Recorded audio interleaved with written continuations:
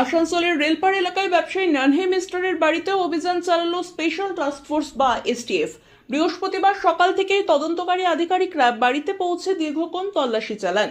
জানা গিয়েছে, পরিবহন সহ একাধিক ব্যবসার সঙ্গে যুক্ত নানহে মিস্টারের বাড়ির বিভিন্ন অংশে তল্লাশি চালিয়ে মামলার সঙ্গে সম্পর্কিত নথি ও অন্যান্য গুরুত্বপূর্ণ সামগ্রী খতিয়ে দেখা হয়। এই ঘটনাকে কেন্দ্র করে রেলপাড় এলাকায় ব্যাপক চাঞ্চল্যের সৃষ্টি হয়েছে। তবে কি কারণে এই অভিযান বা তদন্তে কি তথ্য মিলেছে সে বিষয়ে এখনো পর্যন্ত এসটিএফ এর পক্ষ থেকে কোনরূপ আনুষ্ঠানিক প্রতিক্রিয়া প্রকাশ্যে আসেনি।